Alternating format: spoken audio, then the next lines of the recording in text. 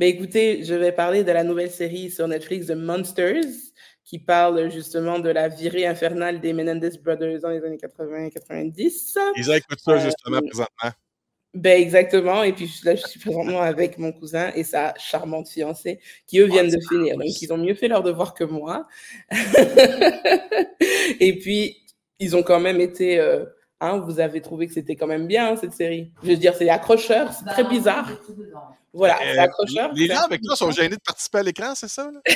Ben c'est quand même, ça va rester sur YouTube, hein, donc je sais pas s'ils ont envie qu'on voit leur tête.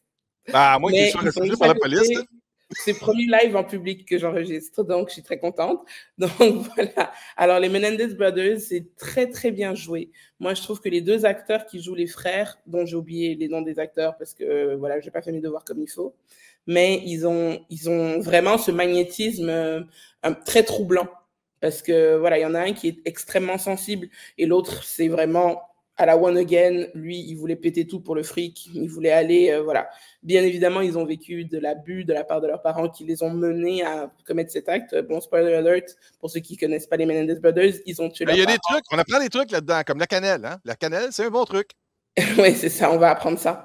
Et, et en fait, moi, j'ai été bien évidemment encore comme ça, à terre devant la performance de Javier Bardem et Chloé Sevigny qui jouent extrêmement bien. Javier Bardem, grâce à lui, j'ai envie d'apprendre l'espagnol. Bref, ils jouent des deux parents abusifs, mais absolument géniaux. Je sais que c'est vraiment horrible de dire ça, mais ils sont vraiment bien rentrés dans leur personnage. Les jeunes aussi, en plus, je les connaissais pas. En tout cas, si je les ai connus, je ne m'en souviens plus. Je les ai vus nulle part ailleurs.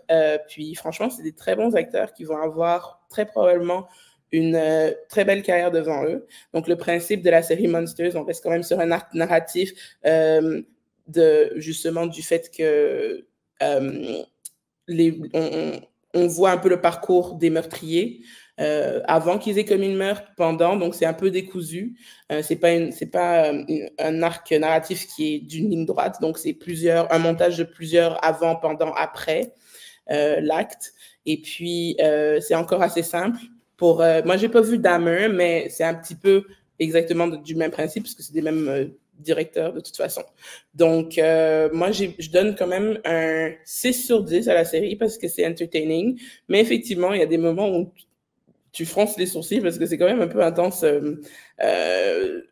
l'expression de tout ce joyeux bordel, en fait. Parce que c'est un peu ça aussi, à la fin, c'est quand même un joyeux bordel. Le fait de tuer ses parents, vouloir hériter, des trucs comme ça, et penser que tu vas jamais te faire prendre. Et d'une certaine façon, ils y seraient arrivés sans la confession du plus jeune frère. Ils y seraient arrivés, probablement, mais bon. Puis surtout, le faire croire que c'était la mafia. Bref, ça ne tenait pas la route. Et les personnages sont très bien interprétés. Puis, moi, ça m'a bien entertainé, puis j'ai hâte de finir la série parce que je n'ai pas terminé. Moi, j'ai une question pour toi. Je suis arrivé comme un cheveu sur une soupe, c'est ça qu'on dit, Steph? Un cheveu sur la soupe. Isabelle, elle écoute ça, c'est son genre. Elle, quand elle peut voir du monde se faire démembrer, décapiter, puis c'est ça. Elle a un plaisir fou à regarder ça. Moi, je regarde des petits robots en bonhomme. On se complète. Et puis, j'ai vu, je sais pas c'est quel épisode, mais les deux étaient en prison, puis il y en a un qui capote parce qu'il y a sa perruque qui tient plus. L'épisode 3. Est-ce que tu as vu cet épisode-là?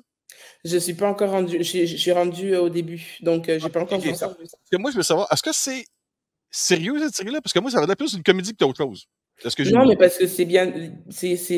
Moi, ce que j'ai aimé, c'est justement les personnages sont grotesques un peu.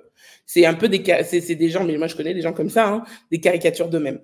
Donc voilà, ils sont des gens qui sont pétés de fric et qui sont complètement. Et c'est vraiment facile de les interpréter parce que je veux dire, même par exemple, un des frères Menendez a tweeté par rapport au fait qu'il a pu tweeter depuis la prison. Hein. Il a tweeté quand même, il a dit hein, c'est pas gentil de faire une série sur les traumas d'abus d'enfants, etc. dont je suis d'accord, mais quand même, il faut être un peu déconnecté. Enfin, je veux dire, il faut être quand même un peu déconnecté. On fait une série sur toi, on sait tout ce que tu as fait, on a tout vu.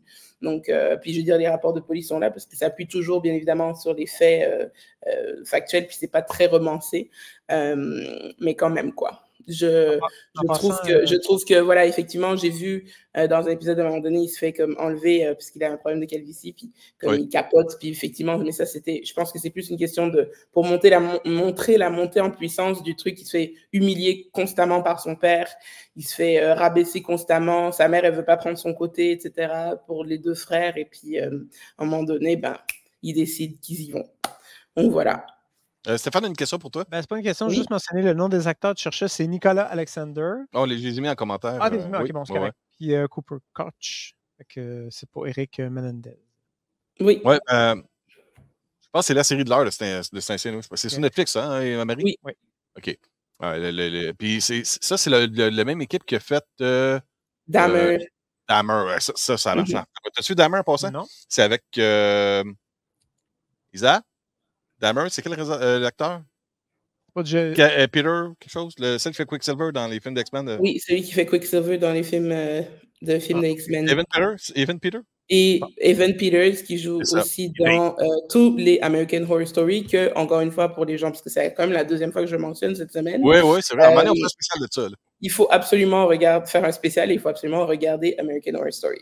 Donc, c'est tout pour moi ce soir. C'est tout, that's it. Écoute, juste te dire de quoi. Isabelle, Marie, elle veut faire un spécial Cinémaniac sur American Horror Story. Oh, non, là, je viens de te donner une excuse pour ça, tu as retapé la série complète. OK, mais écoute, Marie, merci beaucoup de m'avoir parlé de Monsters. J'en ai vu un petit bout. Je sais qu'Isabelle, elle regarde présentement cette série-là, elle est rendue épisode 3 ou 4. Il y a combien d'épisodes là-dessus? Je crois qu'il y en a 9. Ouais. Je te pose la question à toi, mais j'en ai rien que l'autre qui me dit 9. 9. OK, ben écoute, je te dérange pas plus. Merci beaucoup d'avoir participé. Puis, on se reparle bientôt, Marie? À très bientôt.